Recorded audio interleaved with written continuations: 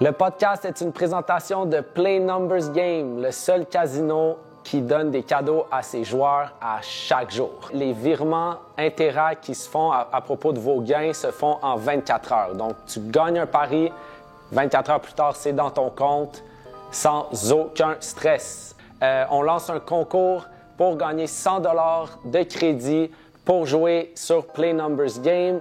Alors, c'est simple comment participer. Il faut seulement que vous vous abonnez à la page YouTube de Hockey 30, que vous likez la vidéo de l'entrevue avec Éric Duhem et que vous nous placez un commentaire. Donc, ça peut être un commentaire d'amour, ça peut être un commentaire de hate. Il faut juste que vous placez un commentaire en dessous de la vidéo. Tout le monde est éligible, même nos détracteurs. On est comme ça. Donc, très, très bon visionnement et on va annoncer les gagnants à la prochaine vidéo.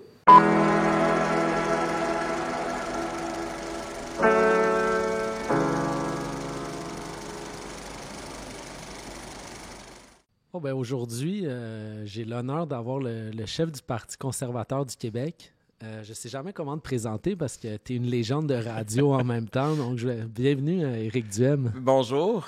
Écoute, c'est un honneur de t'avoir sur les ondes de Hockey 30. C'est un plaisir partagé d'être ici. On sait que tu es un fan de sport. Oui. Puis là, le tournoi des 4 nations vient de se terminer. Absolument. Moment très fort de sport et d'attention. Ça faisait longtemps qu'on n'avait pas vécu autant d'émotions, je pense, au Québec. Exact. Pour du hockey, entre autres. Tu as regardé la finale? Oui, évidemment. Je me suis couché tard ce soir-là, parce que moi, j'étais un couche-tôt, mais ce soir-là, je suis resté debout un peu plus tard. Mais au-delà de l'aspect sportif de ce tournoi-là, il y a eu une espèce de tempête politique où les médias québécois ont viré sur le top, là, si tu me permets l'expression. Oui, il y a eu beaucoup de politique, comme c'est souvent le cas dans le sport, honnêtement. Ça arrive souvent, les Jeux olympiques, c'est la même chose. Il y a souvent beaucoup de politique derrière les exploits sportifs. Puis cette année, évidemment, à cause des tensions, à cause des tarifs potentiels entre le Canada et les États-Unis, ça revêtait Puis il a fait aussi que le match d'avant, toutes les batailles après en 9 secondes ou je sais pas quoi, là, ça a comme fait monter la tension et les attentes. Donc, il y avait, oui, effectivement, beaucoup de politique derrière ça. Puis je pense que ça a créé un espèce de sentiment nationaliste canadien. Je pense que même les souverainistes québécois là, étaient très heureux que le Canada gagne, qu'il y avait le gilet du Canada sur ses épaules ce soir-là. Donc, Puis je pense que politiquement, ça va avoir une signification pour les prochaines semaines, les prochains mois. Tu peux pas être debout dans ton salon à 11 h le soir à hurler parce que McDavid vient de scorer en prolongation. Puis après ça, penser que tu vas organiser un référendum sur la souveraineté, ça va être un peu difficile. Tu sais, longtemps, les Québécois ont... Quand c'était les Québécois francophones qui se battent au hockey contre des Canadiens anglais, là, ça crée une division Canada-Québec. Mais dans ce cas-ci, c'est pas ça du tout. Au contraire, il y avait presque pas de joueurs québécois. Puis même au niveau politique, notre ennemi, il n'est plus à Ottawa, il est à Washington. Là. Celui qui nous menace de mesures protectionnistes, c'est pas le gouvernement fédéral. Au contraire, c'est un allié. Le Canada est devenu un allié du Québec politiquement. Et je pense que tout ça converge. Puis ça ne me surprendrait pas que dans les prochaines semaines, les prochains mois, on voit un recul, politiquement parlant, du Bloc québécois, parce que c'est les premiers qui vont être en élection dans quelques semaines. On le voit déjà dans les sondages. Là. Puis le Parti québécois aussi, la souveraineté est à 29 %. Je me souviens pas d'avoir vu ça. Puis je pense que ce recul-là, il va continuer, va s'accélérer dans les prochaines semaines. Fait que c'est la pire nouvelle pour Paul Saint-Pierre Plamondon. C'est sûr que pour Yves-François Blanchet et Paul Saint-Pierre Plamondon, là, c'est pas une bonne nouvelle que le Canada ait gagné. Puis surtout qu'il y a eu un engouement puis un nationalisme canadien là, renouvelé. Ça, je pense pas que c'est une bonne nouvelle. Puis, mais je pense que pour le Canada, on avait besoin de ça parce que les dernières semaines avaient été un peu plus dures, là.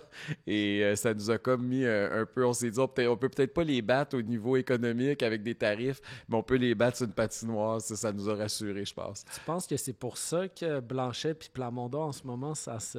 Bien, c'est sûr que quand ça va mal, c'est plus facile, on est plus irritable, il y a plus de tension. Puis effectivement, tu as raison, hein, il y a beaucoup de tension entre le Parti québécois et le Bloc québécois. Là.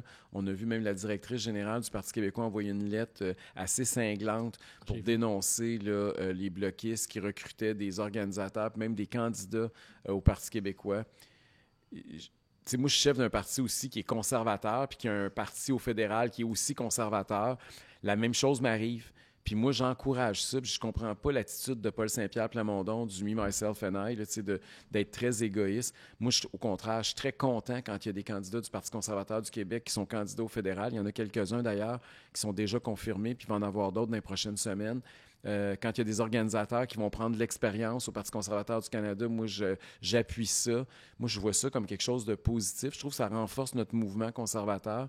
J'ai bien de la misère à comprendre pourquoi M. Plamondon, il pense juste à son nombril. C'est difficile à expliquer d'un point de vue politique. Parce qu'il se sent menacé, non, en ce moment? Bien, il se sent menacé. Je pense que si ces candidats puis si ces organisateurs travaillent à aider le Bloc québécois, ils devraient être contents. Ils vont revenir plus expérimentés, plus connus. Il y a toutes sortes d'avantages. En tout cas, moi, je vois des avantages à collaborer avec les conservateurs fédéraux, qu'eux décident de revirer ça avec une crêpe qui se crêpe le chignon puis que ce soit une chicane. J'imagine qu'il y a peut-être d'autres choses aussi plus personnelles là, qu'on n'est pas au courant. Là. Il doit y avoir des trucs, il doit y avoir des dimensions là, dans leurs relations interpersonnelles qui ne fonctionnent pas. Là. Ça, c'est une bonne nouvelle pour toi. Bien, c'est sûr que pour nous, le mouvement souverainiste qui est de moins en moins populaire, c'est une très bonne nouvelle pour le mouvement conservateur dans l'ensemble. Je pense que la différence entre les conservateurs et les péquistes, c'est que les péquistes, leur obsession, c'est d'avoir un référendum. Nous autres, c'est de remettre de l'argent dans les poches des contribuables. On n'est pas... Moi, je suis pas du tout dans les débats. Oui, non, là, je laisse ça aux libéraux et aux péquistes. Les autres aiment ça, les chicanes de drapeau, puis la couleur du drapeau, puis savoir. Mais moi, je pense que présentement, la priorité en tant que Québécois, ça devrait être de mettre plus d'argent dans les poches du monde. Je veux dire, les gens ont de la misère à payer leur épicerie, ils ne sont pas capables de renouveler leur hypothèque. Il y a un Québécois sur 10 qui a fréquenté une banque alimentaire pour nourrir sa famille dans la dernière année. On a des graves difficultés économiques. On a une menace de tarifs avec nos voisins américains qui pourrait avoir un impact majeur pour plusieurs travailleurs. Je pense que ça devrait être ça, notre priorité à l'heure actuelle. Je trouve que le débat, tu sais, que ça fait 50 ans qu'il tourne en rond. J'ai beaucoup de difficultés. Puis je ne suis pas anti-souverainiste. Là. J'ai voté oui au référendum en 1995, mais j'ai comme l'impression que ça a mal vieilli. Le mouvement souverainiste a mal vieilli. Mm-hmm. Puis tu fais pas un pays par nostalgie parce que les boomers veulent le voir avant de mourir. Tu fais un pays parce que l'avenir, la jeunesse le souhaite. Puis je sens pas qu'il y a un engouement dans la jeunesse québécoise pour un troisième référendum.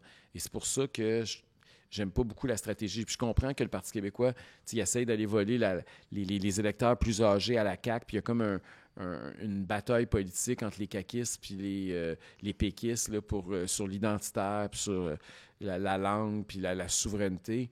Mais dans la population générale, là, chez le travailleur puis chez les jeunes, on n'entend pas ce discours-là. Mais on sent un momentum avec le Parti conservateur du Québec en ce moment. Sûrement, ce qui est en lien, on voit le scandale du site de la SAQ qui a coûté plus d'1 milliard de dollars. Nos rues qui n'arrivent pas à être déneigées avec la fameuse Valérie Plante, ça c'est une autre histoire. Le système de santé qui s'effondre. Le modèle québécois est en train de s'effondrer. On parle pas du REM qui est en panne une journée sur deux. Exactement. Le REM qui est... Parce qu'on est ici, ça arrive ici, présentement, on parle exactement au cœur de où le REM se trouve. Puis là, on a un Éric Duhaime qui veut couper les impôts, oui. Qui veut couper dans l'État, oui. qui a un momentum certain. Puis évidemment, la carte électorale, le système électoral du Québec est un désavantage pour toi parce que si on était plus moderne puis on est allé avec le pourcentage des gens vraiment on aurait qui beaucoup votent de députés à l'Assemblée nationale présentement, mais en même temps, le modèle, le système électoral, le mode de scrutin qui nous a désavantagés à la dernière élection pourrait nous avantager curieusement à la prochaine élection parce qu'il suffit qu'on monte un peu notre pourcentage de vote puis que les autres partis se divisent encore plus le vote, qu'on pourrait se faufiler dans des circonscriptions où on n'attendait pas le Parti conservateur du Québec. Ouais. Et je pense que ça va se produire. Tu sais, déjà, le fait que s'il y avait une élection au Québec aujourd'hui, on aurait plus de votes qu'à la dernière élection il y a un peu plus de 2 ans, alors qu'on n'a aucun député, alors que les autres partis ont entre 3 et 5 millions de dollars de budget de recherche puis de communication. Nous autres, on a un gros zéro. Malgré tout ça, on réussit à être plus populaire aujourd'hui. Ça démontre quand même qu'il y a quelque chose, il y a un courant de fond qui nous transporte. Puis c'est pas juste moi, puis c'est pas juste les gens autour de moi. Oui, il y a des gens qui travaillent très fort, mais il y a aussi il y a quelque chose de mondial qui se passe. Là, on le voit partout. Il y a une montée de la droite, particulièrement chez les jeunes. Puis les jeunes québécois n'y font pas exception. Tu sais, quand tu es un jeune, là, que tu as 25 ans, 30 ans, que tu veux te marier, tu vas avoir des enfants, tu vas avoir une maison, tu vas avoir un char, bien, la gauche, elle se bat contre toi. Ouais. Tu sais, ils se battent pour que ta maison, ça soit plus accessible. Je sais pas comment un jeune, c'est à moins que papa ou maman est là pour payer, là, mais qui peut se payer une maison à 500 000 $? Il n'y a personne qui a moyen de se payer ça. C'est bien beau des chars électriques, mais est-ce que le jeune a les moyens de se payer un char qui vaut 80 000 $ et plus? La réponse, c'est non. Puis, tu sais, si tu n'es pas capable d'avoir une maison, si tu n'es pas capable d'avoir d'auto, si tu n'es pas capable, si tu vis avec des colocs, ça ne fait pas des enfants forts. Là. Donc, il faut. Ces gens-là réalisent que le gouvernement et les politiques interventionnistes jouent contre leurs intérêts. Puis, on a aussi le fait qu'on parle beaucoup d'endettement. Hein. On a le plus gros déficit cette année, autant à Québec qu'à Ottawa. On a les politiciens les plus dépensiers de l'histoire du Québec puis du Canada. 11 milliards de déficit à Québec, 62 milliards de déficit à Ottawa. Bien, les jeunes ne sont pas caves. Là. Ils savent que ça, c'est de l'impôt reporté. À un moment donné, c'est eux autres qui vont payer pour ça. Là. Tout ce qu'ils ont fait, c'est qu'il y a eu des services à une génération plus âgée, puis on a envoyé la facture à une génération plus jeune qui va payer dans 10, 15, 20, 30 ans. Donc, les jeunes se rendent compte de ça, puis ils savent que ça va être la première fois depuis que nos ancêtres sont arrivés en Amérique qu'une génération va vivre plus pauvre que ses parents. Puis ça, moi, c'est la chose qui me motive le plus à faire de la politique. Parce que si on a un devoir moral comme être humain, c'est de vouloir laisser plus à ceux qui vont nous succéder que ce qu'on a obtenu de ceux qui nous ont précédés. Puis pour la première fois de l'histoire du Québec, on s'apprête à faire le contraire. Et ça, pour moi, il y a une rupture dans l'histoire du Québec, puis on a un besoin de réparer cette erreur-là. Puis moi, c'est au cœur de mon engagement politique. Le premier livre que j'ai écrit s'appelait « L'État contre les jeunes ». Ça a toujours fait partie de mes obsessions de dire on ne peut pas laisser une génération être plus pauvre que celle de ses parents. Puis t'es pas tanné des médias québécois qui essaient de pousser un narratif autour d'Éric Duhem? Tu sais, je te parle, là, t'as rien d'un polémiste. Je veux dire, on est tous tannés de payer trop d'impôts. On est tous tannés moi, j'ai des amis qui sont profs, man, les commissions scolaires, l'espèce de machine gouvernementale qu'on appelle la machine des fous. Toi, tu veux couper là-dedans, tu veux redonner de l'argent dans les poches. Oui. Pourquoi les médias québécois? Puis là, je vais commencer, disons, je me souviens d'une vidéo en particulier sur Radio-Canada, ici première, de Jean-Philippe Wauthier, qui ne te laisse pas parler. On parle d'auto électrique. Écoute, moi, j'ai un ami, là, il a acheté une auto électrique. L'hiver, c'est l'enfer. Son système de chauffage ne marche pas. Il n'y a pas d'autonomie. Toi, tu essaies juste de dire que les Québécois ont le droit de choisir s'ils veulent avoir une auto électrique ou non. Choisir. Puis là, tu as Jean-Philippe Wauthier qui ne te laisse pas parler, qui te coupe et tu gardes ton calme. Et moi, de l'extérieur, je suis comme, mais comment? T'es pas tanné? Je me mords les lèvres, j'ai Ouais. des grosses lèvres très mordues à l'intérieur. Non. Écoute, si c'était juste des médias traditionnels, le Parti conservateur du Québec n'existerait pas. C'est Okay? clair. Ça, il faut savoir ça. Quand j'ai été élu chef du Parti conservateur du Québec, ça va bientôt faire 4 ans déjà, j'avais réussi à vendre 15 000 cartes de membres pendant ma course au leadership. C'était plus que tous les autres partis politiques avaient de membres actifs. Et j'avais eu un seul article dans Le Devoir, de tous les médias traditionnels. Il n'y avait aucun média traditionnel qui avait parlé de nous. Puis j'avais un parti qui était déjà plus gros en termes de membership que toutes les autres réunies. À l'heure actuelle, on a 1 %, puis c'est pas moi qui le dis, là, on a embauché une firme indépendante pour mesurer ça. Il y a 1 % des nouvelles politiques sur les partis politiques au Québec qui concernent le Parti conservateur du Québec. Pourtant, on est à 14 % dans les sondages. Québec solidaire est à 17 % de la couverture médiatique. Ils sont à 10 % dans les sondages. Donc, il y a certains médias qui parlent 17 fois plus de Québec solidaire que de nous, et pourtant, on est plus populaire qu'eux. Fait que ça témoigne d'un problème. Puis, ça témoigne aussi d'un phénomène générationnel. Je n'ai parlé tantôt, on revient à ça, là. Je veux dire, il y a une génération qui ne regarde plus ou qui consomme très peu de médias traditionnels. Exact.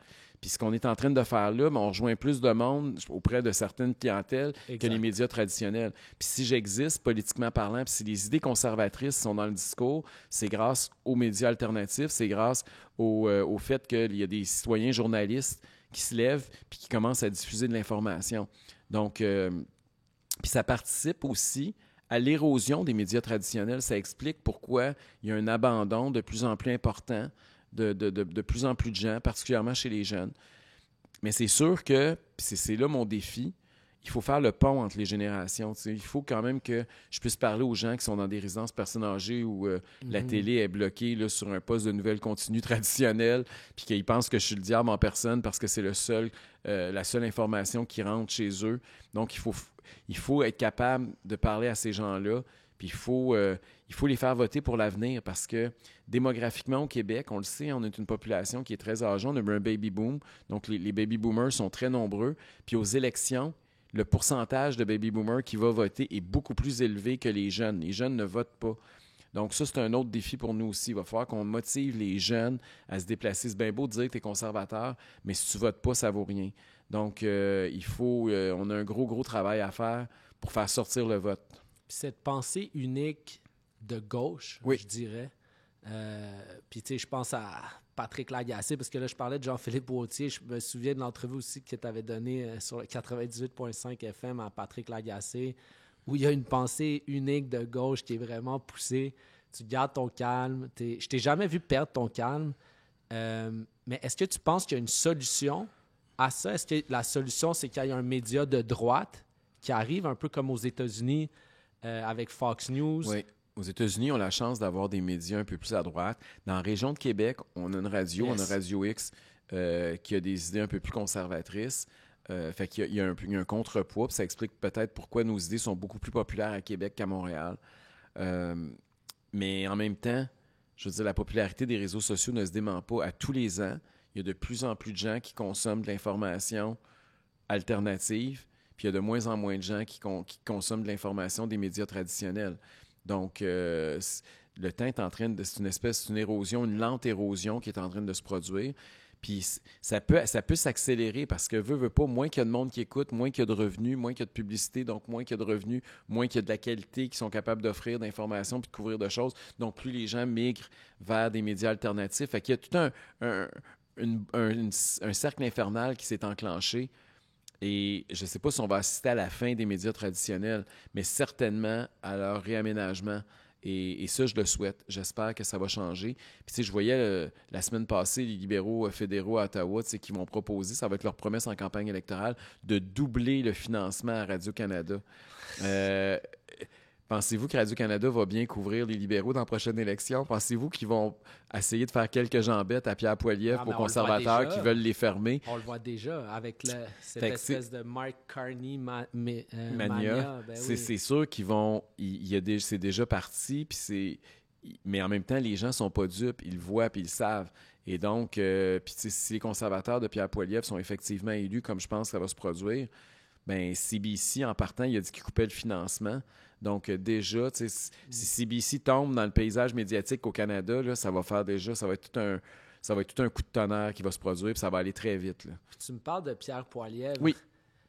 On le sait, tu es un battant, tu es un courageux, même que, on le sait, tu as eu un malaise cardiaque, puis tu étais back on the road. Il y a un peu plus de 2 mois. Oui, c'est ça, exact. Mais des fois, parce qu'on le sait que Pierre Poilievre voudrait que tu te joignes au Parti fédéral canadien. On le sait, c'est un secret de polichinelle. Puis ça serait quand même plus facile. Est-ce que ça t'est traversé l'esprit, ça? D'abord, si je voulais la voie de la facilité, j'aurais dit à François Legault quand il m'a demandé d'aller rejoindre la CAQ.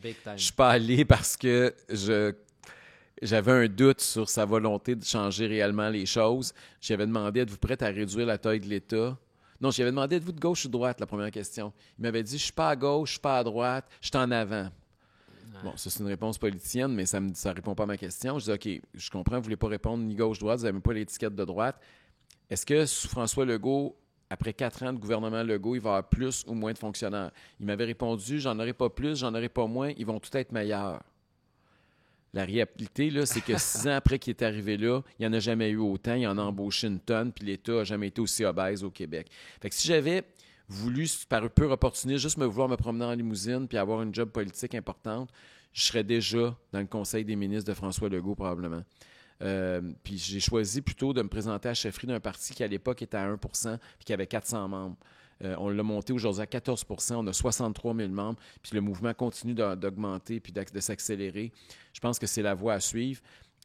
Cela étant dit, je ne suis pas contre Pierre Poilievre, au contraire, je suis membre du Parti conservateur du Canada. Je connais Pierre depuis 20 quelques années. J'aime beaucoup Pierre Poilievre. Je le considère comme un ami, puis j'espère qu'il va être le prochain premier ministre du Canada. Mais je pense que je fais plus œuvre utile pour le mouvement conservateur au Québec à rester chef du Parti conservateur du Québec que de me joindre au Parti conservateur du Canada. La radio, ça te manque? Bien, pas vraiment, parce que j'ai l'impression que j'en fais tout le temps. Comme même ce qu'on fait là présentement, j'ai autant, sinon plus de micros. J'ai la chance de parler à autant, sinon plus de monde à tous les jours. Fait que si j'étais vraiment en dehors complètement de la sphère politique, peut-être que les médias me manqueraient, mais je dois t'avouer que depuis que je suis en politique, j'ai jamais senti... Il y a peut-être... L'affaire qui manque le plus de la radio, c'est pas moi quand je parle, c'est les tribunes téléphoniques. C'est de prendre les appels du public. Ça, j'aimais beaucoup ça. Parler au monde direct, puis qu'on parle des sujets du jour à tous les jours. Je faisais des fois 2 tribunes téléphoniques par jour, puis c'est peut-être l'élément qui me manque le plus. Puis, on le sait, tu as été un monument de radio, là, même ça a très bien été à Radio à Québec. Wow, là. wow. Puis, tu sais, sérieusement, puis on va parler de Jeff Fillion, tu sais, comme Jeff Fillion, c'est un peu, je te prenais l'exemple des médias qui te maltraitent. Je pense qu'on fait la même chose un peu avec Jeff Fillion, tu sais, parce que Jeff Fillion est un communicateur hors pair. Et il est incroyable là, avec un micro. Là. Puis, comme on l'a marginalisé, on a essayé de le marginaliser. Puis lui, il a fait un peu, à l'échelle du Québec, un peu comme Joe Rogan. Il a dit, OK, vous voulez pas que je rentre dans la clique? Je vais partir mon propre podcast. Puis là, au niveau communicatif, il est encore plus puissant. Tu étais un monument de radio un peu là, avec Jeff Fillion. Tu sais, très puissant à Québec. Je me souviens de ton entrevue à Tout le monde en parle, où tu es resté très, très calme. Mais je me demande, est-ce que ton plan, from the day one, c'était, OK, je vais faire de la radio, je vais devenir big à la radio, puis là, je vais pouvoir me lancer en politique? Très honnêtement, pas pantoute. Pour moi, quand j'ai quitté la politique puis j'ai commencé à faire de la radio, la politique, c'était mon passé, puis la radio, c'était mon avenir. Est arrivée une crise sanitaire qui a complètement bouleversé ma vie, puis comme bien du monde qui nous écoute, là, ça a changé la vie de bien du monde. Là, puis on va regarder ça dans 15-20 ans, puis on va voir que pour plusieurs d'entre nous, ça a été un virage, autant sur le plan personnel que professionnel.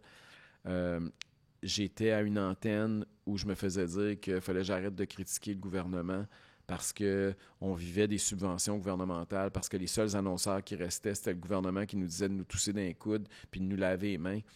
Mes idées n'étaient pas à vendre. C'était contre mes valeurs de faire ça. Puis mon conjoint, puis moi, ça fait longtemps que je suis avec mon chum. Puis quand mon conjoint, je l'ai rencontré, il m'avait dit, Éric, moi, j'ai une condition, je ne veux jamais que tu fasses de la politique. Puis quand j'ai quitté les médias, je voulais partir mon podcast. Mon plan, c'était ça. Quand j'ai quitté les médias traditionnels, j'ai démissionné après quelques mois de crise sanitaire. Parce que je voulais justement être libre de dire ce que j'avais à dire. Puis là est arrivé Adrien Pouliot, qui était le chef du Parti conservateur du Québec à l'époque, qui m'appelle, qui me dirait que je vais aller dîner avec toi. Je m'en vais dîner avec lui, puis il me dit, écoute, je vais démissionner comme chef du Parti conservateur du Québec. Puis on a parlé de ça, puis on pense que tu pourrais être un bon candidat. Et je suis arrivé chez nous le soir, mon chum m'a pété une coche, mais il voulait rien savoir de ça. Puis j'ai appelé Adrien le lendemain, puis j'ai dit, j'irai pas. Ça m'intéresse pas. Puis mon chum, c'est un petit commerçant, puis lui-ci a vécu la crise très difficilement. Puis à un moment donné, c'est lui qui m'a dit, Éric, vas-y. Faut que quelqu'un parle, faut que quelqu'un dise que ça n'a pas de sens, que la gestion de crise n'est pas bonne. On ne peut pas être unanime comme ça. C'est pas vrai qu'il y a l'unanimité dans la population. On a besoin d'une voix démocratique. Puis il m'a encouragé, puis il a été un partenaire exemplaire. Il m'a appuyé à 100% depuis ce jour-là. Fait que, tu sais, il n'y avait rien de planifié là-dedans. Tout ça pour répondre à ta question, là. Tu sais, moi, j'ai pas de plan de carrière. C'est comme tu sais, je suis pas un politicien de carrière. Je sais que je suis pas, tu sais, j'ai pas le moule. Puis si j'avais pensé, comme tu dis, j'aurais fermé ma gueule à la radio, j'aurais essayé d'être le plus plate possible, d'être le plus consensuel, puis essayer d'aller chercher des appuis puis des sourires. Mais non, j'ai exprimé mes opinions, puis je suis allé à fond la caisse parce que j'ai jamais regardé en arrière, j'ai jamais pensé que j'allais revenir en politique. Mais la vie a fait que je suis convaincu que, tu sais, avec le recul, là, j'ai fait le bon choix, puis je suis la bonne personne au bon moment, au bon endroit. Tu me parles de la crise sanitaire. Oui. C'est bon que tu me parles de ça parce que tu le sais sûrement, là, il y a eu un rapport du Congrès américain qui a été diffusé puis qui a complètement mis en cause tout ce que tu disais pendant la pandémie. L'utilisation des masques, les vaccins. Ça a été un rapport de 500 pages qui a été remis en cause. Il y a eu un article, je pense, dans le Journal de Montréal les médias québécois ont rien dit. Ça te met pas le feu dans toi qui en parle pas? C'est sûr que le temps a donné raison aux gens qui étaient sceptiques de la gestion de crise au Québec. Le Québec a été un des États les plus sanitaristes, certainement en Amérique du Nord, sinon à l'échelle planétaire. Et le temps a donné raison à celles et ceux qui défendaient la liberté de choix, autant au niveau du port du masque, du vaccin, de laisser les gens vivre. Et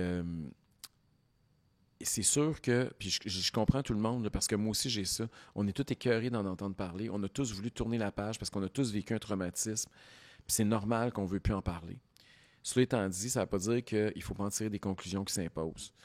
Et moi, ce qui me fait peur, c'est que le gouvernement a pris goût à gérer une crise, puis à contrôler les gens, à enlever les libertés individuelles, à brimer les droits civiques, à mettre la démocratie sur pause au nom d'une crise. Puis là, je l'ai vu, là, avec ce qui se passe avec la question des tarifs américains.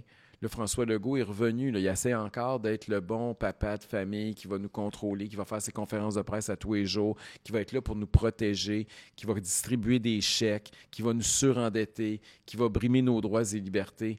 Puis si c'est pas les tarifs, ça va être la crise climatique ou ils vont trouver une autre crise. Et c'est ça qui m'inquiétait à l'époque, puis c'est ce qui m'inquiète encore. Et ce que je pense qu'il faut faire, c'est qu'il faut faire comme ce que l'Alberta a fait avec Daniel Smith. Ils ont fait une commission d'enquête publique et indépendante, présidée par Preston Manning, l'ancien chef du Parti réformiste. Et ils sont arrivés à des conclusions très intéressantes par rapport à comment on gère une crise, qu'est-ce qu'on fait pour la suite des choses. La première étape, c'est comment on déclare une crise. C'est quoi les critères objectifs, pas politiques. Parce qu'au Québec, c'était beaucoup mené par des sondages, toute cette affaire-là. Ensuite de ça, comment on peut réformer notre système de santé pour que plus jamais il soit utilisé pour dire « Ah ben là, le système déborde, on n'a pas le choix, il faut brimer, il faut empêcher le monde de vivre parce que le système de santé est plus capable de soigner notre monde. » Fait qu'il y avait toutes sortes Puis comment on protège les libertés individuelles des gens, même en période de crise.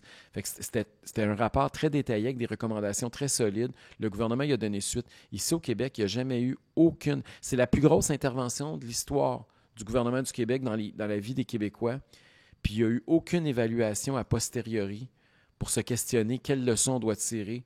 Il y a eu 17 milliards de contrats sans appel d'offres qui ont été donnés au Québec. Il n'y a eu aucune forme de vérification, aucune forme de savoir si est-ce qu'on en a eu pour notre argent. C'est pas acceptable. Si je donne un exemple, il y a eu près de 6 000 personnes qui ont perdu la vie dans les CHSLD puis dans les résidences où le gouvernement avait le contrôle de cette population-là. Il n'y a pas eu d'enquête sur ces morts-là. Comment on aurait pu éviter ça? Comment on aurait pu mieux soigner ces gens-là? Mieux protéger ces gens-là? Donc, je pense que ça, c'est quelque chose qu'on n'a comme pas tiré de leçon de ce qui s'est produit. Puis même si on ne veut plus entendre parler de la crise, il va quand même falloir un jour évaluer l'intervention de l'État dans cette période-là, puis qu'est-ce qui aurait pu être fait mieux. Je pense que tout le monde aura à gagner. Fait que le silence des médias est volontaire? Bien, c'est sûr qu'il y a des gens qui ont intérêt à ce qu'on n'en reparle pas. Comme Patrick Lagacé, par Ben, exemple. je nommerai pas de nom, mais je pense qu'il y a des gens qui veulent plus en parler parce que le temps leur a donné tort. Puis c'est sûr que quand tu compares le Québec, qui, quand je vous rappelle, l'endroit où il y a eu plus de décès par capita, avec les mesures les plus sanitaristes, ça pose beaucoup de questions. Toute la question de la vaccination, qu'on se faisait dire que ça protégeait. Aujourd'hui, on le sait que c'était pas nécessairement vrai dans le sens où, même si tu étais vacciné, tu pouvais quand même l'avoir, la COVID, tu peux quand même la transmettre. Tout le narratif qu'on a essayé de nous pousser, l'efficacité des masques, je veux dire, c'est important que les gens le sachent, là. Puis il y a du monde qui ne veut pas qu'on le sache. Mais ceux et celles qui veulent le savoir, soit ils sont capables d'aller justement sur ces réseaux sociaux et ces médias alternatifs. Ouais. Je pense qu'il y a abondamment de documentation pour que les gens puissent avoir accès à cette information-là.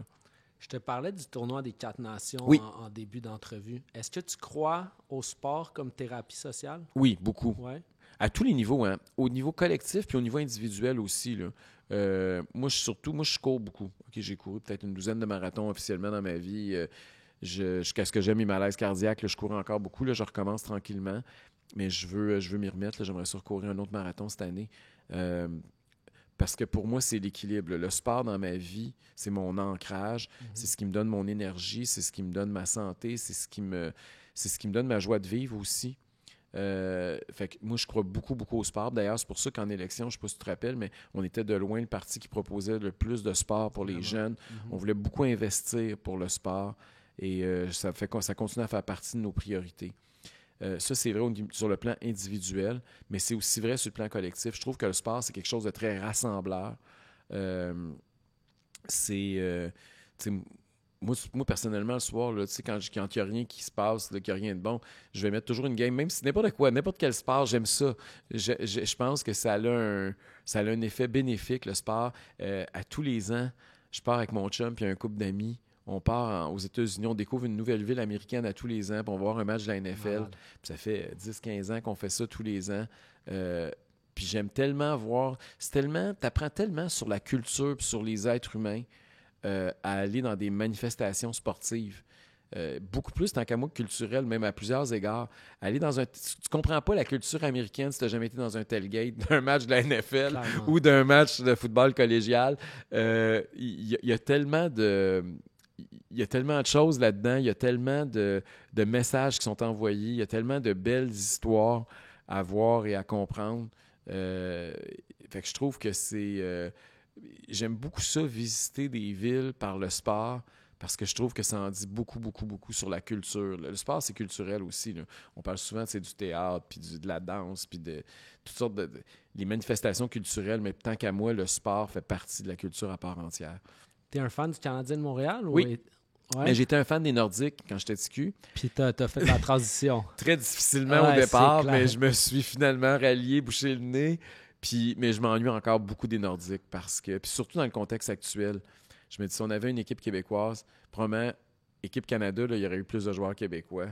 Puis le Canadien de Montréal aurait beaucoup plus de francophones en uniforme. Puis il y aurait je pense qu'il y aurait un engouement plus important pour le sport qu'il y en a un à l'heure actuelle. Les monopoles, c'est pas bon en santé au Québec, puis c'est pas bon non plus pour le sport professionnel. Ouais, clairement. Ça, le fait d'avoir deux équipes, il y avait une concurrence saine qui poussait toutes les deux équipes vers le haut à plusieurs niveaux. Puis malheureusement, cette dynamique-là, cette rivalité-là a disparu, cette saine rivalité. Puis aujourd'hui, on a une espèce de monopole où on tient les amateurs pour acquis, où on sous-investit dans une équipe qui sous-performe année après année alors qu'on est le marché ou un des 2-3 marchés les plus lucratifs du continent. C'est pas normal qu'on ait une équipe aussi médiocre à Montréal. Moi, je suis très, très déçu. Je suis très critique par rapport à la gestion des choses. Puis je comprends que oui, il y a une relève puis tout ça, mais je suis loin d'être convaincu qu'à moyen et à long terme, là, ça va être aussi glorieux que ce qu'on se fait à croire. La reconstruction a le dos large, là. Mais probablement, elle dure très longtemps. Ouais. Tu regardes certaines villes, probablement... Le plus bel exemple pour moi, là, c'est les Golden Knights de Vegas. Ils sont arrivés dans la Ligue, ils ont juste eu un repêchage. Là. Ils n'ont rien eu. Là. Ils partaient à 0-0-0. La reconstruction, elle a été très, très vite. Là. Regardez ce qui s'est passé depuis l'arrivée des Golden Knights dans la Ligue nationale. Clairement. Puis regardez ce qui s'est passé pendant ces années-là avec le Canadien de Montréal. Et vous allez voir que c'est le jour et la nuit. Ouais, même on pourrait dire les Capitals de Washington qui ont fait un reset sur le fly, là, sont premiers dans la Ligue. Ça a été très vite à Washington, le reset. Là. Mais à Montréal, ça fait plusieurs années que c'est le reset. Puis on attend encore de voir les fruits. T'es-tu un Martin Saint-Louis believer? Écoute, je pense pas que c'est un mauvais coach, mais moi, je juge aux résultats. Ouais. Les résultats sont pas au rendez-vous. Je trouve le gars très sympathique. Il a une bonne bouille. Mais j'attends encore qu'on ait quelque chose à se mettre sous la main parce que, honnêtement, depuis qu'il est là, j'ai pas vu le Canadien surperformer. Là. Non, c'est clair. Puis est-ce que tu attends encore les Nordiques ou pour toi, c'est mort? Écoute, j'aimerais beaucoup ça. J'aime pas ça personnifier, mais j'ai l'impression que tant que Gary Bettman va être là, notre chien est mort. Ouais. Je pense pas qu'il y a une volonté du tout de son côté d'avoir une équipe à Québec. Ça prendrait presque une vente de feu quelque part, puis qu'en catastrophe, ils soient obligés de trouver une ville très, très rapidement. Puis ils vont se dire, OK, quelle ville qui a un fanbase, qui a un aréna prêt à nous accueillir en 48 heures. Puis le Québec, effectivement, pourrait tirer son épingle du jeu. Mais à part un scénario comme celui-là, ça va devenir très difficile. Puis là, je vais ramener ça à la politique un peu.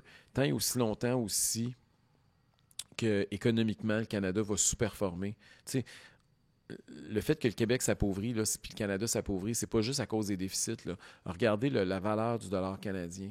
Quand le dollar canadien descend, là, ben, pour avoir une équipe de la Ligue nationale, là, ça devient... Rappelez-vous les années où on avait le dollar au pair. Puis là, aujourd'hui, tu as 30 % de moins. Ça fait une grosse différence au niveau de la rentabilité d'une équipe au Québec, là. Donc, je pense que tant qu'économiquement, on ne va pas développer nos ressources, on ne va pas s'enrichir, on ne va pas couper dans la bureaucratie, on ne va pas encourager les entrepreneurs, on ne va pas permettre aux gens de s'enrichir davantage au Québec, ça va être très difficile d'avoir une équipe de la Ligue nationale. Tu sais. Ça nous prend des entrepreneurs qui ont les reins solides. Moi, au Québec, je veux plus de riches. Quand tu as plus de riches, mais tu as plus de monde qui sont prêts à acheter des loges, tu as plus de monde qui est prêt à investir, tu as plus de monde qui vont mettre de l'argent dans les arénas pour que les jeunes puissent avoir accès au hockey. On sait que c'est un sport qui coûte cher, le hockey, pour bien des familles. Ça prend une population riche si on veut que le hockey soit florissant.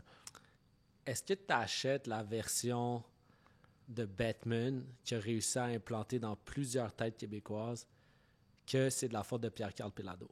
Que dans le fond, s'il y avait un autre homme d'affaires plus capable de travailler en équipe, qui joue moins le loup solitaire, les Nordiques pourraient être une possibilité. Écoute, Pierre-Carl Péladeau, il faut quand même élever notre chapeau. Hein. Il a acheté les Alouettes, puis ça a été un succès instantané. Absolument. Cela étant dit, c'est sûr que tout le monde connaît ses allégeances politiques. C'est très visible, autant dans ses médias que dans son discours personnel à lui. Puis en même temps, même si c'est pas pantoute avec moi, moi j'encourage ça. Là, je suis content de voir des entrepreneurs qui n'ont pas peur puis qui se mouillent. Cela étant dit, c'est sûr que c'est pas un plus pour les Canadiens anglais qui ont leur mot à dire autour de la table, ou même pour les Molson ici à Montréal. Donc, je comprends que ça peut être un frein, mais je pense pas que Pierre-Carl Péladeau, de toute façon, achèterait ça seul. Je pense que ça va prendre un groupe d'investisseurs si jamais on est pour avoir une équipe qui revient au Québec. Fait que je pense pas que le phénomène Pierre-Carl Péladeau à lui seul est problématique.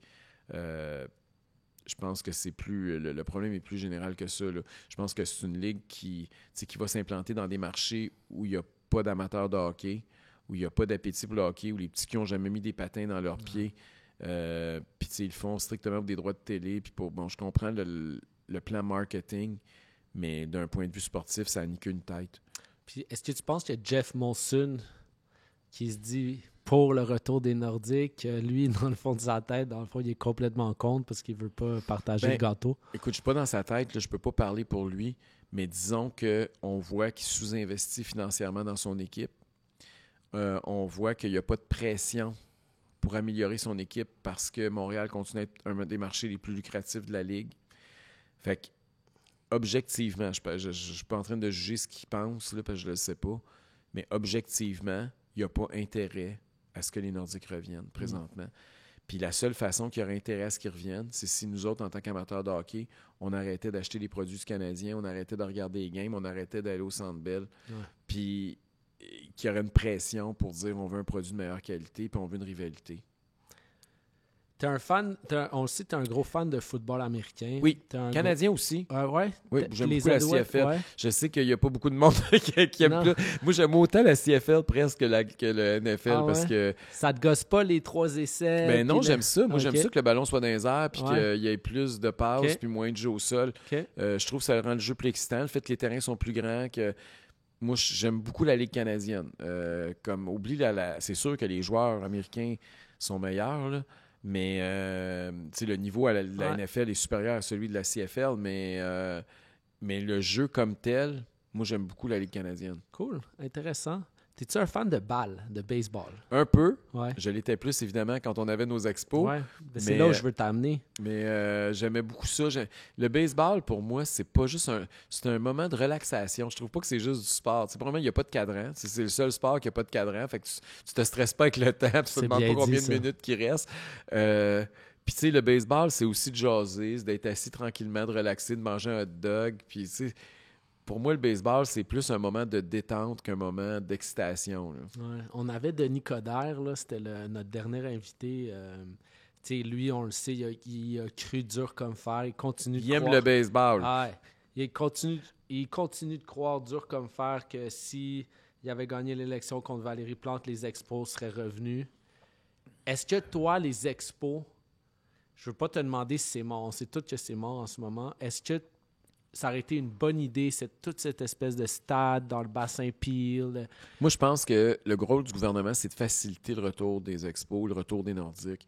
Évidemment, je ne suis pas quelqu'un qui pense que c'est le rôle de l'État d'investir de l'argent public dans des projets comme ceux-là, mais c'est le rôle de l'État d'enrichir les gens puis de permettre justement à des promoteurs et à des investisseurs de se développer, leur enlever le plus de bâtons dans les roues pour qu'ils puissent construire leur stade, pour qu'ils puissent développer des produits autour immobiliers ou des stationnements ou des commerces.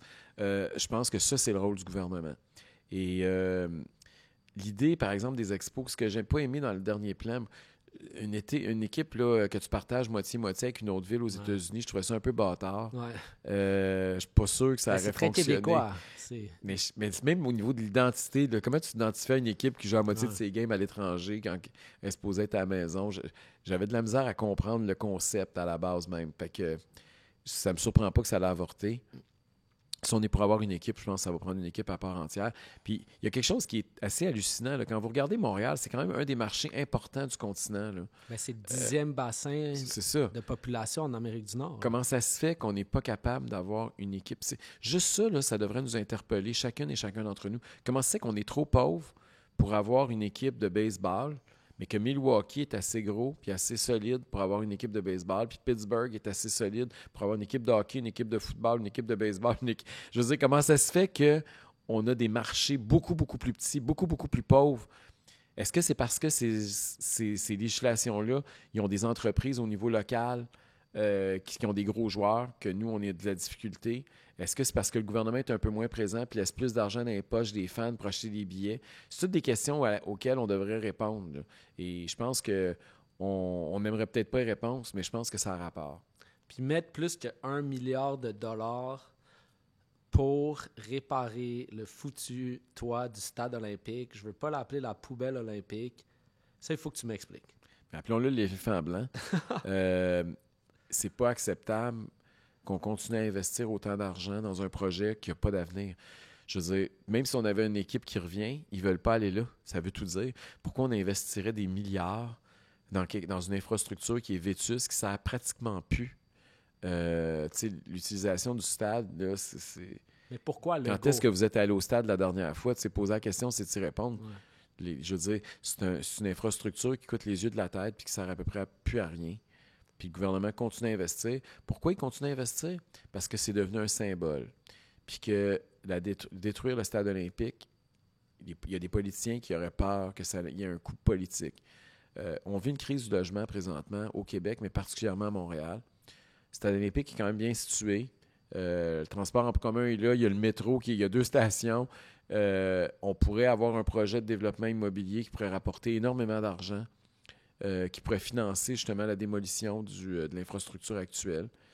Mais tu sais, juste parler de ça, non, on peut pas. C'est comme si c'était un sujet tabou au Québec. On peut pas parler de ça, alors qu'on devrait, parce qu'on n'a plus les moyens de payer pour un éléphant blanc comme celui-là. Mais on n'a pas les moyens pour un stade au bassin Peel, mais on a les moyens pour mettre plus que 1 milliard de dollars. Dans un éléphant blanc. C'est complètement fou. Il n'y a pas de mots pour décrire ce qui se passe.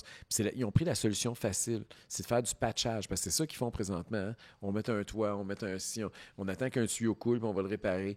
On va, puis ça, à la petite semaine, on met un petit peu d'argent au compte-gouttes. C'est beaucoup plus facile que de dire on prend le plaster, puis on tire d'un coup, là, puis on arrache ça. Là. Puis pourquoi il ment, François Legault, sur le coût de destruction? Je me souviens plus combien il avait dû. C'était 2 milliards, 2-3 milliards. Puis après ça, ils sont allés aux États-Unis voir des exemples de coûts de destruction. Mais pourquoi alors on nous ment effrontément? Écoute, parce qu'au Québec, il y a des affaires que quand c'est le gouvernement qui s'en occupe, ça coûte beaucoup plus cher. On vient de le voir avec sa clique. Là. Ouais. Ils sont capables de faire quelque chose qui normalement coûterait 100 millions puis dépenser 1 milliard. Donc, je pense que c'est peut-être ça qui explique. Je ne sais pas comment ils vont faire l'évaluation des coûts, mais c'est sûr que quand tu donnes des contrats à la firme qui t'a aidé à faire les appels d'offres, ça se peut que ça coûte plusieurs fois plus cher que ce que c'était supposé coûter, comme ça s'est produit avec sa clique. Donc, je pense qu'il y a beaucoup d'enflure dans les chiffres qui nous ont été présentés. Puis, tu sais, au Québec, on a ce sentiment-là de plus en plus. Puis, c'est pas un sentiment, c'est de plus en plus une réalité. On n'est plus capable de rien faire. Tout est rendu inabordable, tout coûte une fortune, tout explose. On a perdu au Québec la capacité d'avancer. On est une société qui est sclérosée, qui est paralysée. On ne peut plus construire de stade. On ne peut plus avoir des rêves puis de l'ambition, vouloir attirer une nouvelle équipe professionnelle, vouloir développer une nouvelle industrie, par exemple, comme le gaz naturel, alors qu'on a la plus grosse réserve de gaz non exploitée au monde sous les pieds. On n'est plus capable de rien faire. On n'est même plus capable de déneiger des rues. Ça fait quoi? Ça fait 10 jours qu'il y a eu une tempête à Montréal. Ouais. On est à moitié du déneigement qui n'est pas encore fini. Et à Québec, vous êtes déneigé complètement. Ça fait une semaine. Ouais. Mais puis pourtant, les Montréalais investissent autant en matière de déneigement par capita qu'à Québec, sinon plus. Puis ils neigent moins à Montréal. Ouais, mais on n'est plus capable de déneiger. On est obligé d'attendre. La prochaine étape, ils vont nous annoncer qu'ils vont attendre au mois de juillet que le soleil fasse la job parce que les cols bleus ne sont pas capables puis la ville n'est pas capable. Là. Donc, on a perdu la capacité de faire quoi que ce soit. On est sclérosé, puis on est pogné dans des affaires de diversité puis d'inclusion, puis toutes sortes de théories woke. Ça, c'est bien, bien, bien important, mais qu'on ait des services publics efficaces pour des affaires essentielles, ça, c'est pas important. On n'a pas le focus à la bonne place. Là, tu viens de un terme qui m'interpelle, le terme woke. Oui. OK. Fait que le Québec, on est rendu une province woke. Oui. Est-ce que tu vois une amélioration, au moins, un petit peu? Parce que je me souviens très bien de ton livre, que j'ai lu d'ailleurs, qui a été mal... sur l'homosexualité? Ouais, qui a été mal reçu par la communauté homosexuelle, alors que moi, il y a plusieurs homosexuels qui sont venus me voir pour me dire « Hey, il était-tu temps qu'on arrête de se victimiser? On peut-tu se faire identifier d'une autre manière que notre orientation sexuelle? » Il y a une espèce de réaction woke, encore indignée, on s'indigne à rien. Comment toi, tu navigues là en tant que membre de la communauté gay, mais on sent très bien que tu es tanné. Oui. Bien, je pense que je ne suis pas tout seul. Là. Tu le soulignes. Là, ouais. Je pense que c'est majoritaire dans la communauté gay. Puis, la communauté gay, ce n'est pas les quelques porte-paroles subventionnés là, qui représentent la communauté gay. Tu sais, moi, c'est rare que je vais dans un rassemblement conservateur puis que je rencontre pas plein de gays où les gens viennent me le dire, ou même des transgenres qui viennent dans nos rassemblements. Ça choque souvent les médias qui viennent dans nos congrès puis qui voient des délégués. Pourquoi ça choque les médias? Ben parce qu'ils ont l'impression que être de droite puis être conservateur, tu sais, c'est pas ça pantoute, là. Ouais. Donc, ils comprennent pas que la majorité là, des gays, ils ont un chien, ils vivent à la campagne avec le chum, puis ils font une vie normale, puis ils travaillent de 9 à 5, puis ils aimeraient ça, eux autres aussi, payer moins d'impôts, puis ils n'ont rien à foutre que les drag queens aillent dans les garderies pour essayer d'enseigner des théories de genre. Ils sont pas là pantoute, là. Fait que je veux dire, c'est pas... ça semble difficile à comprendre. Ils sont au niveau du cliché, au niveau des stéréotypes. Puis, tu sais, pour moi, l'apothéose de la pensée gay au Québec, ça a été quand l'Assemblée nationale, l'année passée, a adopté une motion unanime de Québec solidaire pour dire qu'il fallait exposer les enfants à des drag queens pour faire du Québec un modèle d'inclusion. Pour moi, ça a été... Puis ça a beaucoup fait jaser ma position là-dessus, là, mais pour moi, ça a été vraiment... On a franchi l'absurde. Et qu'il n'y ait aucun parti, la CAQ, le Parti québécois, les libéraux, qui soient capables de dire un instant, là, on peut-tu revenir sur la terre? Là? Non, il fallait tout penser pareil. Puis il y avait l'unanimité à l'Assemblée nationale, alors que la majorité de la population pense comme nous. Pour moi, ça a été la goutte qui a fait déborder le vase. Puis on le voit partout. C'est toujours essayer de... C'est toujours de nous parler d'inclusion puis de diversité, alors que le Québec est déjà une des, sinon la société la plus tolérante au monde.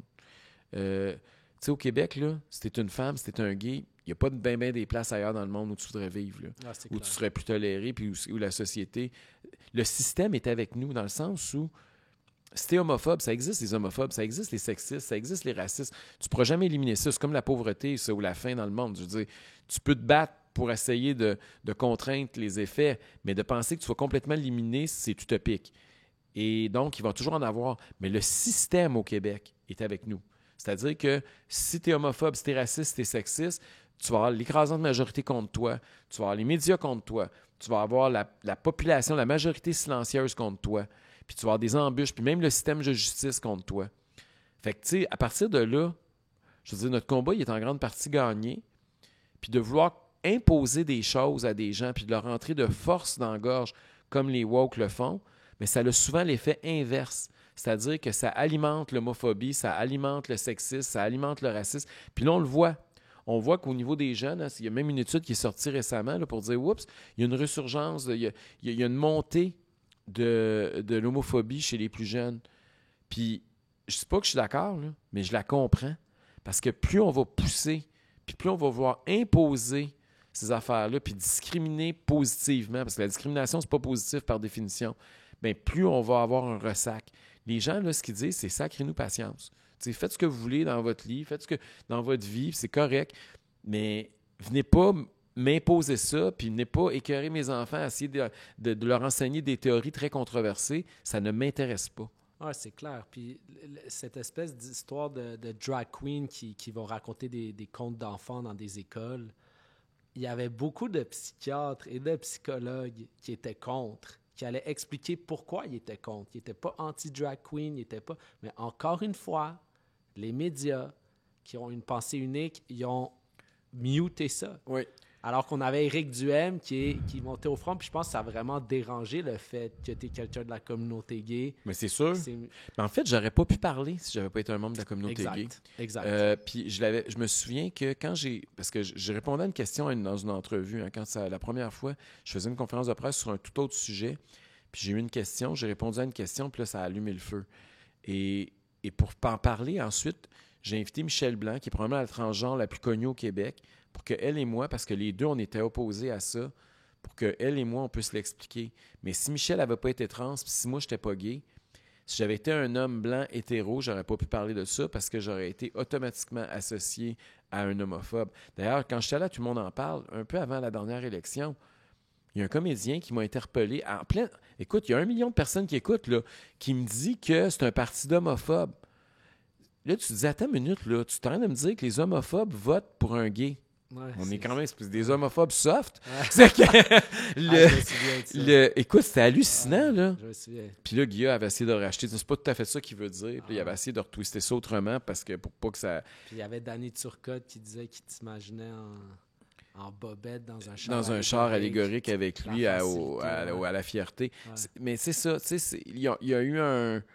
Ils ont essayé de caricaturer, mais le fond, là, c'est qu'au Québec, on n'est pas une société homophobe, que les gens sont très tolérants, puis qu'on veut que ça reste comme ça, puis qu'on devrait célébrer ça, plutôt que d'essayer de vouloir imposer des théories idéologiques. Parce que le wokisme, c'est pas être gay, là, c'est par définition, c'est pas une idéologie politique. Là. Tu peux être gay à droite, à gauche, au centre, fédéraliste, souverainiste, autonomiste, ça n'a pas rapport. Là.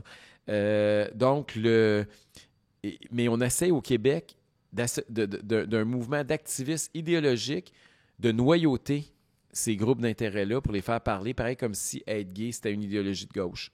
Mais le monde sont tannés. Mais ils sont écœurés à bout. C'est pour ça que Québec solidaire est en train de planter. Puis tu sais, on parle de ce qui s'est passé aux États-Unis, là.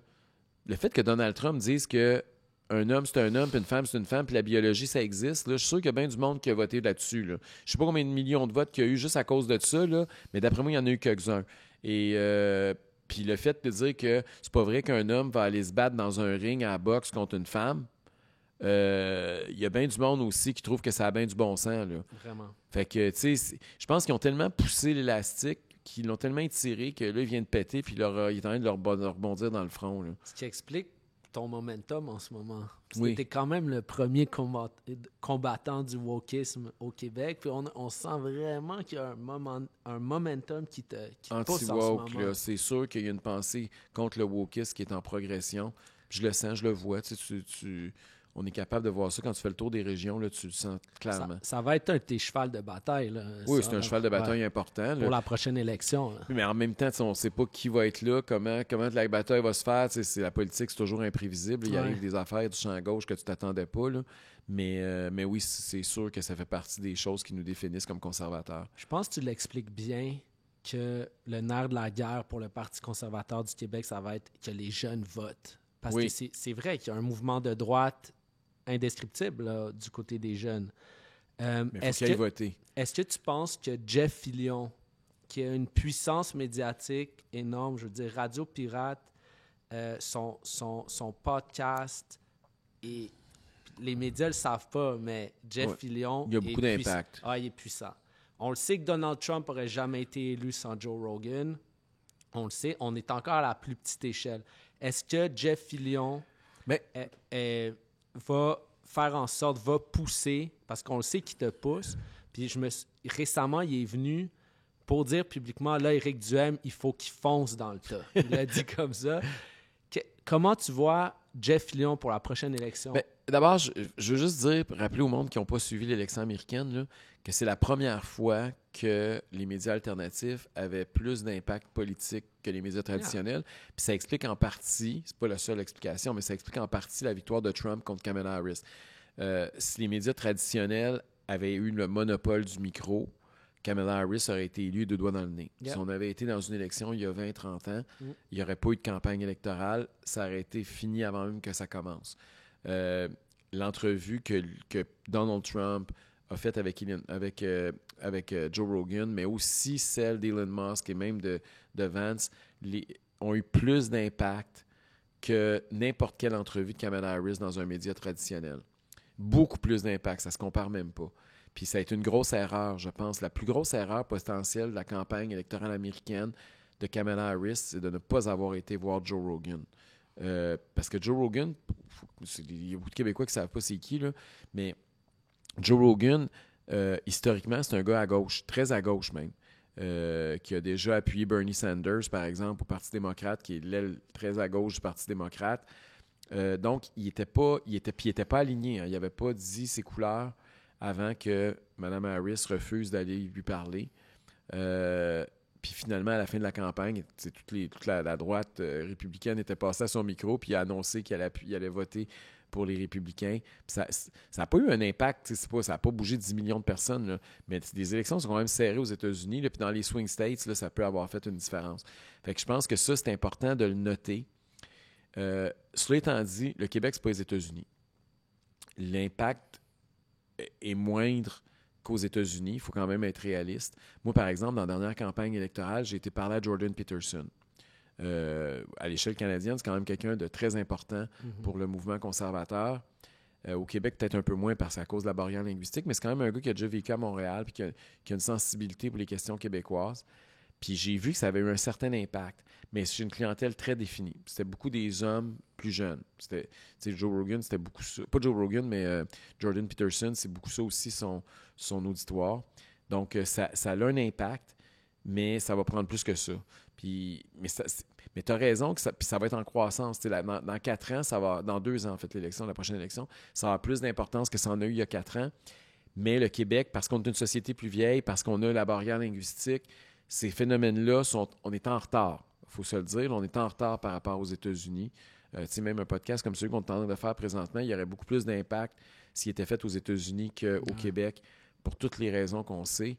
Fait que c'est un travail de longue haleine. Oui, ça va avoir de l'impact, mais il faut mettre ça en perspective québécoise. Oui. Puis, je me souviens de tes propos sur François Legault, qui est une pensée qu'on a tous eue, là. Si tu peux me rafraîchir la mémoire, t'avais-tu dit qu'il faut se débarrasser de François Legault? Ben oui, je disais qu'il faut s'en débarrasser, c'est sûr.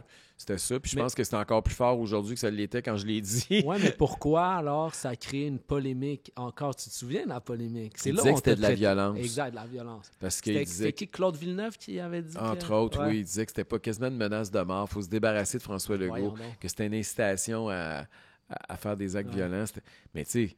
En politique, là, des termes de guerre, on en utilise beaucoup. Il faut battre l'adversaire. Il n'y a jamais personne. Battre François Legault. J'ai jamais dit prendre un bâton puis de le battre. Là. Puis j'ai jamais voulu me battre à coups de poing. Là. C'était pas ça l'idée. C'était de battre aux urnes là, avec les bulletins de vote. C'est comme ça qu'on se bat en politique.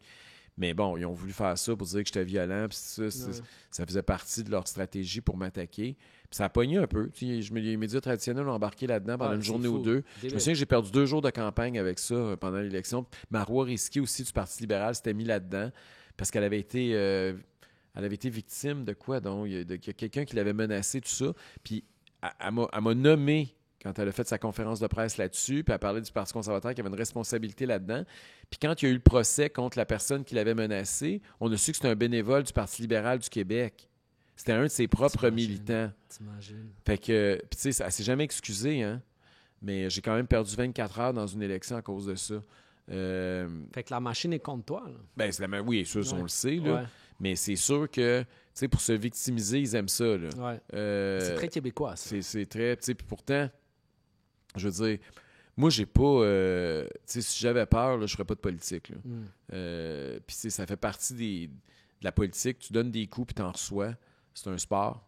C'est quelque chose qui fait partie de la game. Ça fait partie des règles du jeu. Puis si t'es pas capable d'endurer ça, ben, tu fais d'autres choses dans la vie. T'sais. Si je voulais juste que le monde m'aime, je gratterais une guitare. Je ferais pas de politique. Oui, mais pourquoi alors, disons, tu sais, toi, tu es allé en Irak. Oui. Tu es allé... Pendant la guerre, en plus. Oui, tu es allé en Irak pendant la guerre. Tu as fait rafraîchis-moi la mémoire.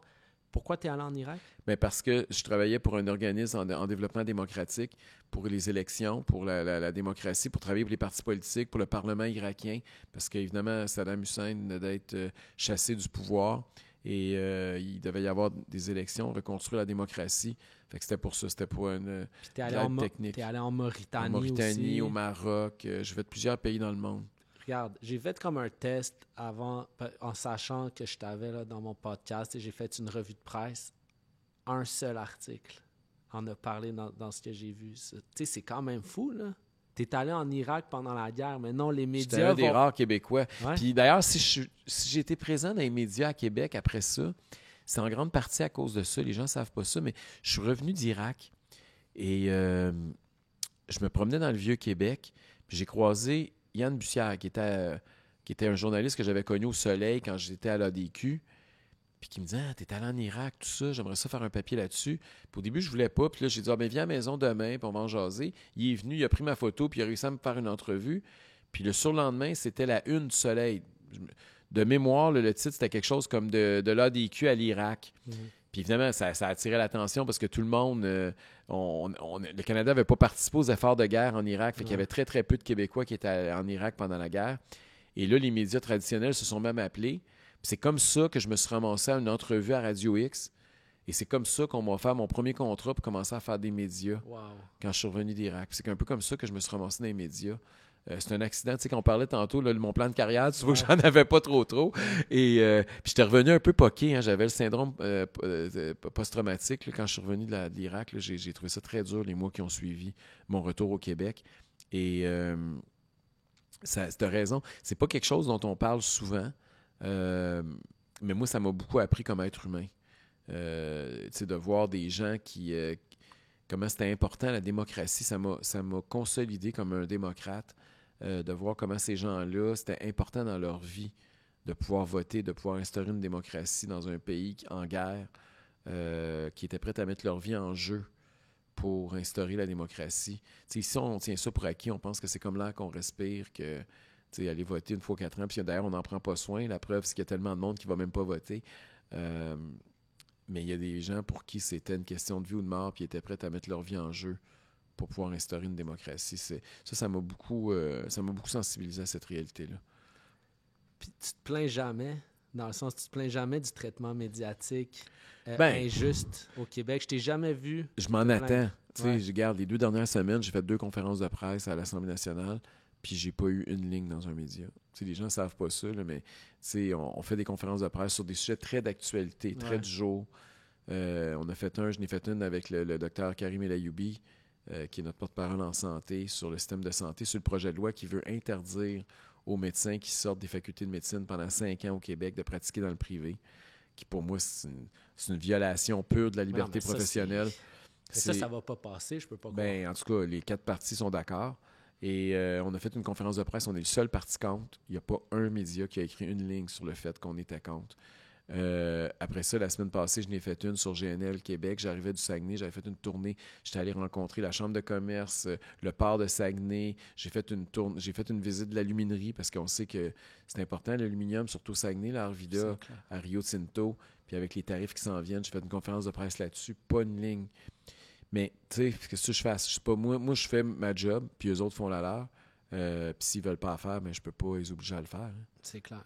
C'est clair. Puis si je te dis Denis Coderre qui vient de se faire... expulsé du Parti libéral. Ouais, pour encore une chasse aux sorcières que je vais pas revenir là-dessus, mais il me semble Denis Coderre, là, Et lui, est-ce qu'il Écoute, y aurait une porte qui pourrait s'ouvrir pour lui, pour écoute, l'image de la politique? moi, les portes du Parti conservateur du Québec sont ouvertes à tout le monde. Si vous partagez nos idées, vous êtes bienvenus au Parti conservateur du Québec. Vous pouvez aller sur conservateur.québec, vous pouvez devenir membre, vous pouvez vous impliquer dans vos associations au niveau local, au niveau national, vous pouvez venir à nos congrès. Moi, les portes sont ouvertes à tout le monde. Je sais que Denis Coderre est d'accord avec nous sur certains enjeux.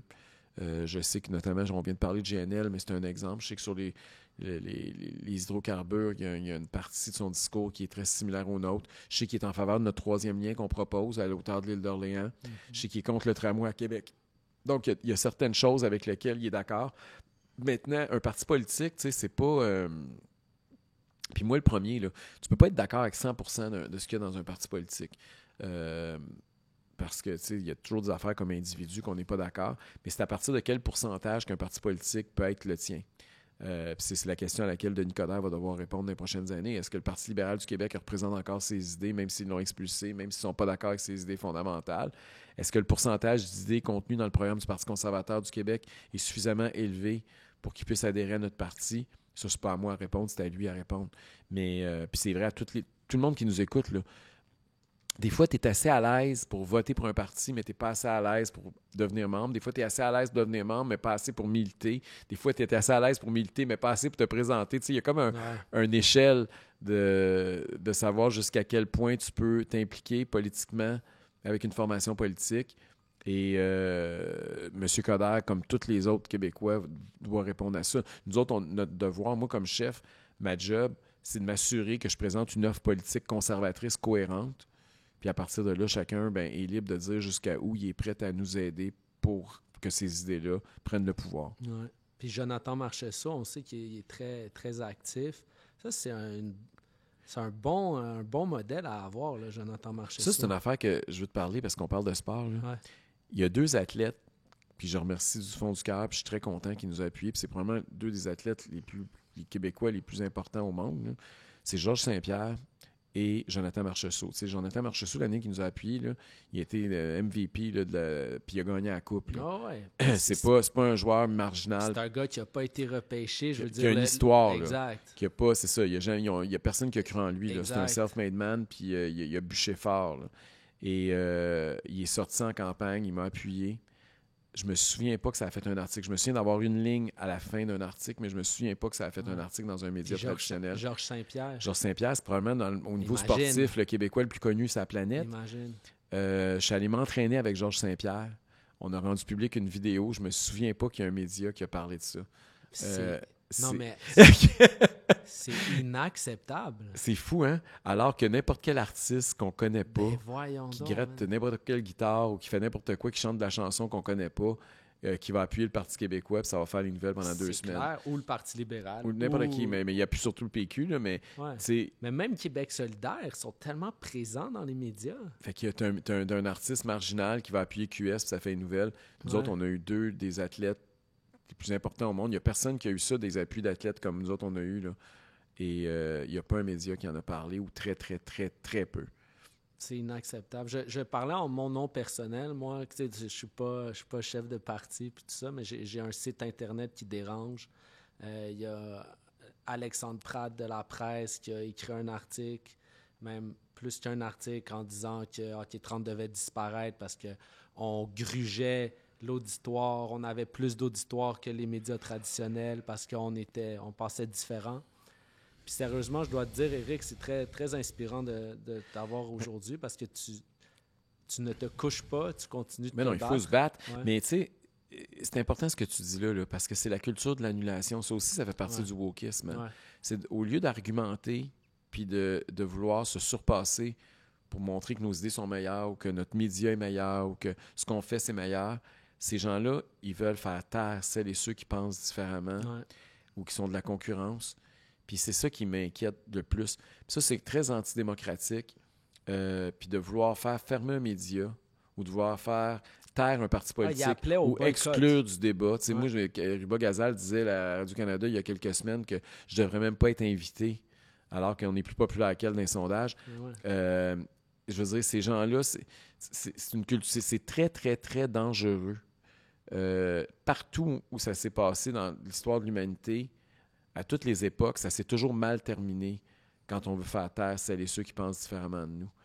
Et c'est peut-être ça qui est le plus gros danger du wokisme, c'est leur volonté de censurer.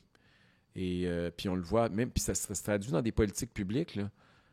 Sur les réseaux sociaux, on le voit de plus en plus, le gouvernement vouloir intervenir pour pouvoir faire taire du monde. Puis de tous les combats, c'est peut-être le plus important. Puis Elon Musk, vous pouvez penser ce que vous voulez de lui, là, mais la contribution qu'il a réussi à faire, notamment avec X, au niveau de la liberté d'expression, ça, je pense que ça va être quelque chose qui va marquer l'histoire. Parce que là, on a un nouveau média dominant où la liberté d'expression est sacrée. Exact. Puis on le voit même dans des élections, c'est de plus en plus un enjeu. C'était pas un enjeu avant, tout le monde était pour ça, la liberté. Il y a personne qui voulait faire fermer la gueule de ceux qui pensent différemment. Mais c'est devenu un sujet politique. Puis c'est même devenu, même dans le domaine du sport, c'est rendu un enjeu qu'on veut faire. Puis tu sais, on veut faire taire les athlètes aussi qui parlent. Hein? Les athlètes, puis regarde, la preuve, c'est que Georges Saint-Pierre puis Jonathan Marchessault disent quelque chose qu'on ne veut pas entendre. On regarde ailleurs. On a donné une amende d'un joueur de football là, aux États-Unis parce qu'il s'est présenté avec une casquette sur un terrain. On essaie de faire taire les gens, même dans le milieu sportif. Puis ça aussi, ça commence à m'inquiéter. Il y a un recul. Puis ça, c'est pas un recul juste de la liberté d'expression, c'est un recul de la démocratie fondamentalement. Parce que si tu n'as pas de liberté d'expression, si tu n'as pas de liberté de presse, tu n'as pas de démocratie. Écoute, je n'aurais pas pu avoir un meilleur mot de la fin. Merci beaucoup, Éric. Bien, merci à toi de l'invitation. Puis bonne chance. Je pensais qu'on allait me demander si le Canadien allait faire les séries. Non, parce que tu vois, si le Canadien va faire les séries, on le sait que non. Puis je voulais aller plus loin que ça. C'est bon. Je voulais aller plus loin que ça. Je pense qu'il y a un réel combat qui se donne en ce moment. Puis je pense que le Parti conservateur du Québec est primordial pour ça. Puis je voulais pas savoir si le Canadien allait faire les séries. Je voulais plus savoir si toi, tu allais continuer ton combat pour... Nous autres, on ne fera pas les séries, mais politiquement parlant, on va faire élire des députés pour nous autres, c'est ça, faire les séries. Un grand merci, Éric. Merci à toi. Merci beaucoup.